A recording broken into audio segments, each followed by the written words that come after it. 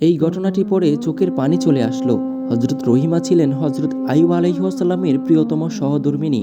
বিশ্বজাহানের স্রষ্টা মহান আল্লাহ তাআলা যখন পরীক্ষাস্বরূপ হজরত আইয়ুব আলাইহিসসালামকে কঠিন রোগে আক্রান্ত করলেন এবং তার দেহের গোস্তগুলো পচে গলে চতুর্দিকে দুর্গন্ধ ছড়াতে লাগলো, তখন আত্মীয় স্বজন ও একান্ত ঘনিষ্ঠরা পর্যন্ত তার নিকট আসা যাওয়া বন্ধ করে দিল।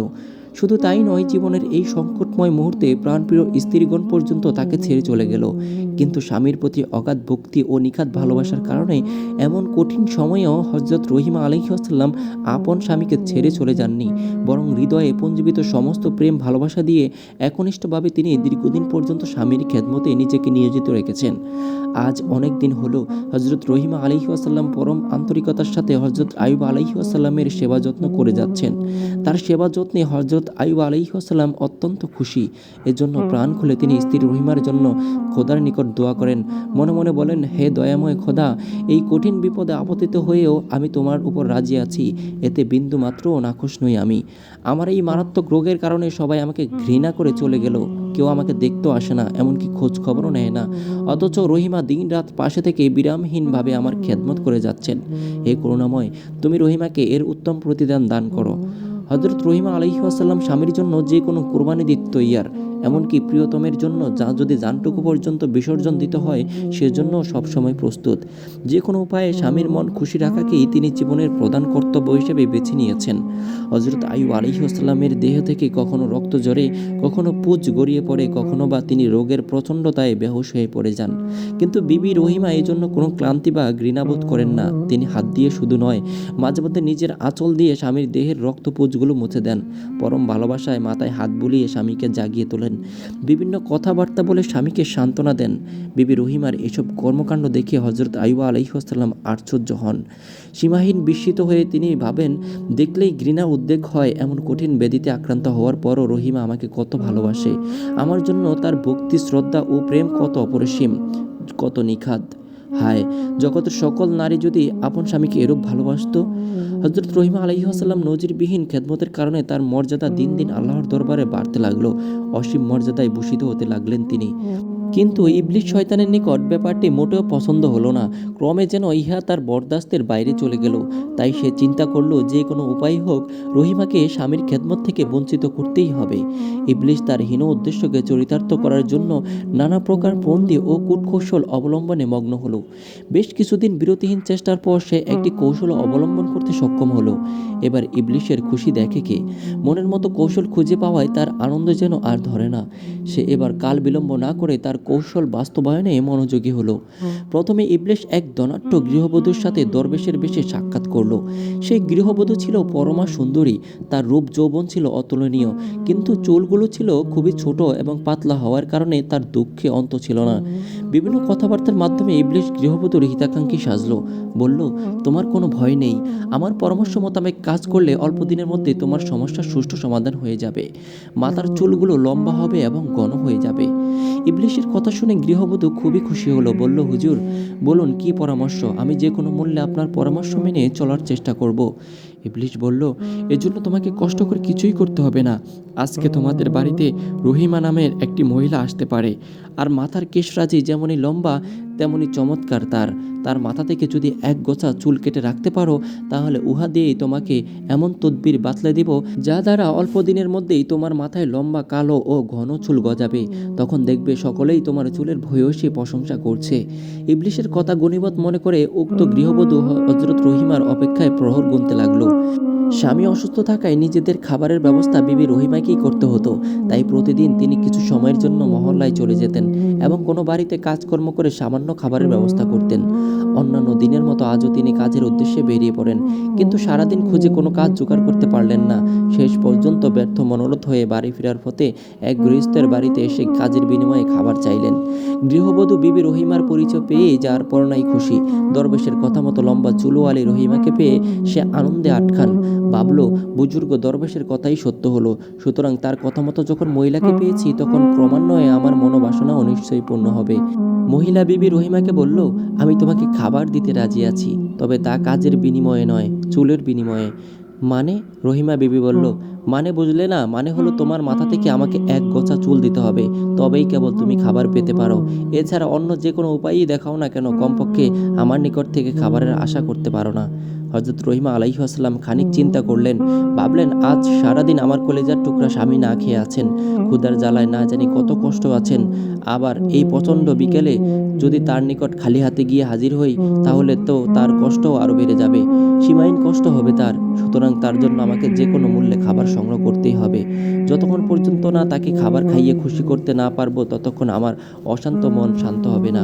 এসব কথা চিন্তা করে বিবি রহিমা আপন চুলের বিনিময়ে খাবার নিতে সম্মত হলেন। বললেন, বোন, আমার স্বামী আজ সারাদিন উপোস, তিনি অসুস্থ, হয়তো ক্ষুধার যন্ত্রণায় ছটফট করছেন।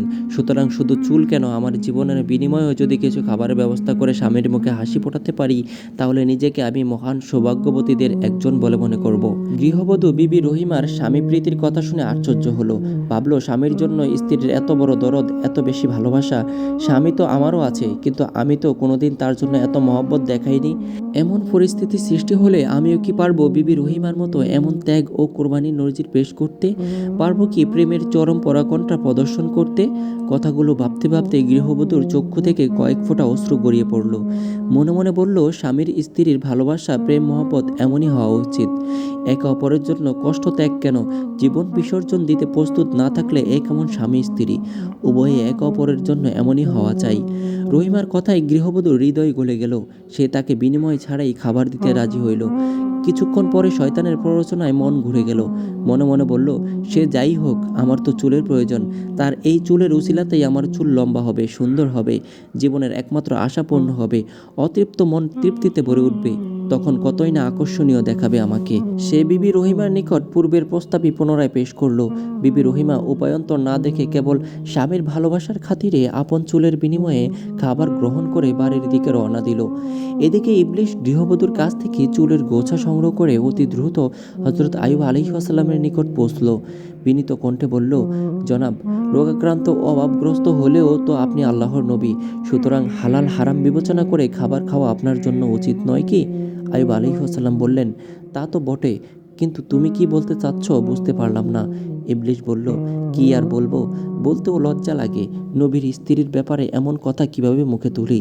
আইয়ুব আলাইহিস সালাম আবার বললেন, কি হয়েছে খুলে বলো, নইলে আমি বুঝবো কি করে?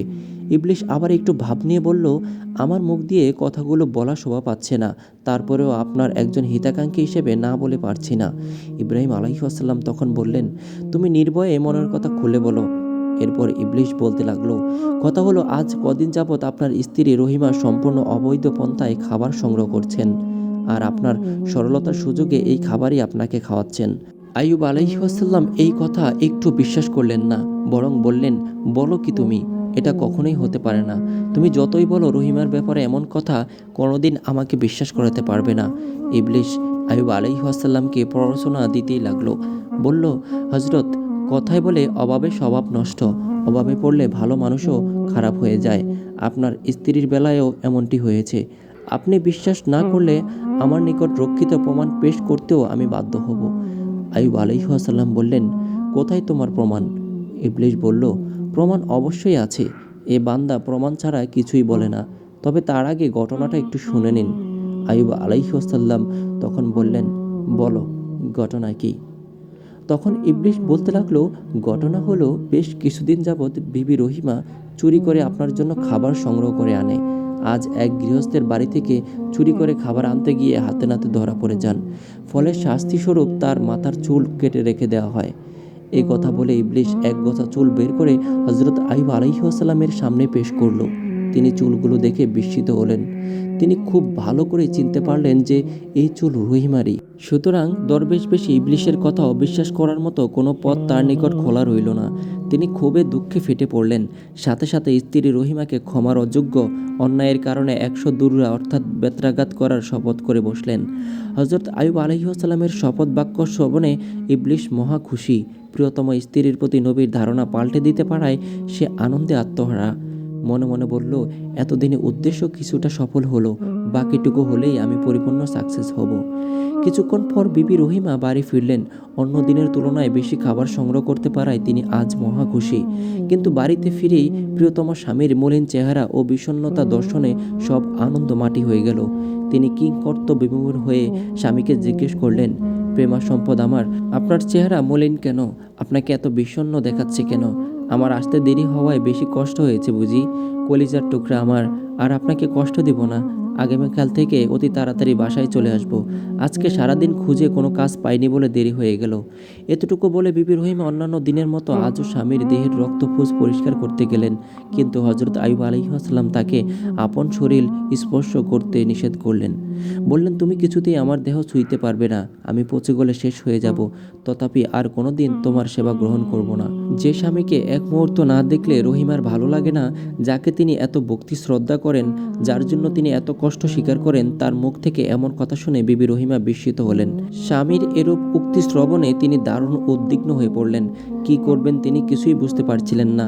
এক সময় স্বামীর পায়ে পড়ে অবুঝ বালিকার ন্যায় অজরে কাঁদতে লাগলেন। হজরত আইয়ুব আলাইহিসসালাম ইবলিসের নিকট থেকে শ্রবণকৃত কল্পিত কাহিনী বিবি রহিমার নিকট বিস্তারিত বর্ণনা করলেন। বিবি রহিমা এই মিথ্যা বানোয়াট ও কল্পিত কাহিনী শ্রবণ করে মুষড়ে পড়লেন। মনে হলো সমস্ত আকাশ যেন তার উপর ভেঙে পড়েছে, পর্বত পরিমাণ বোঝা যেন তার মাথায় চেপে বসেছে। অনেকক্ষণ পর্যন্ত তার মুখ থেকে কোনো কথাই বের হলো না। কিংকর্তব্য বিমূঢ় হয়ে তিনি বসে রইলেন। অবশেষে নিজেকে সামলে নিয়ে আলোচ্য ঘটনাকে মিথ্যা আখ্যা দিয়ে প্রকৃত ঘটনা স্বামীর নিকট বর্ণনা করলেন। কিন্তু হযরত আইয়ুব আলাইহিসসালাম সেদিকে খুব একটা কর্ণপাত করলেন না। এবার কি করা যায় এ নিয়ে বিবি রহিমা দীর্ঘক্ষণ চিন্তা ভাবনা করলেন। শেষ পর্যন্ত দেখলেন এ আকস্মিক বিপদ থেকে একমাত্র আল্লাহ পাকই তাকে রক্ষা করতে পারেন। তাই খোদার দরবারে তিনি দুই হাত তুলে দোয়া করলেন, ওগো পরওয়ারদিগার, তুমি তো সব কিছু জানো, এই মহাসংকট থেকে তুমি ছাড়া আর কেউ আমাকে রক্ষা করতে পারবে না। হে দয়াময় খোদা, মেহেরবানি করে তুমি যে কোনো উপায়ে আমাকে এই মুসিবত থেকে উদ্ধার করো। আল্লাহ পাক বিবি রহিমার প্রার্থনা কবুল করলেন। তিনি ওহির মাধ্যমে হযরত আইয়ুব আলাইহিসসালামকে জানিয়ে দিলেন, রহিমা তার কথাই সত্যবাদী।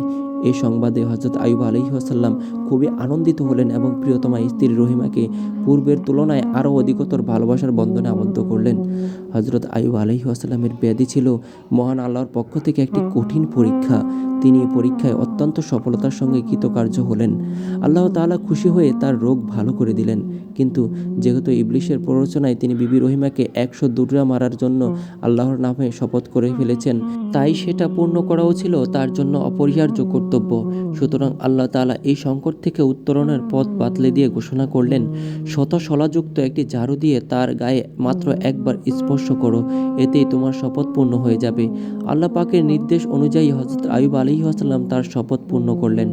সম্মানিত মা ও বোনেরা, একটু চিন্তা করে দেখুন, স্বামী কঠিন ও ঘৃণ্যতম রোগে আক্রান্ত হওয়ার পরও তার সেবা শুশ্রূষা করে হযরত রহিমা আলাইহিসসালাম যে ধৈর্য, সহনশীলতা, ত্যাগ, সহমর্মিতা ও স্বামী ভক্তির অপূর্ব নজির স্থাপন করেছেন, পৃথিবীর ইতিহাসে এরূপ ঘটনা বিরল নয় কি? এই ঘটনা থেকে শিক্ষা গ্রহণ করে আপনারাও কি স্বামীর সেবায় নিজেকে আত্মনিয়োগ করতে দৃঢ় প্রতিজ্ঞাবদ্ধ হতে পারেন না? আল্লাহ আপনাদের তৌফিক দিন। আমিন। ঘটনাটি কেমন লেগেছে কমেন্ট করে জানাবেন। ভালো লাগলে একটি লাইক করে দেবেন।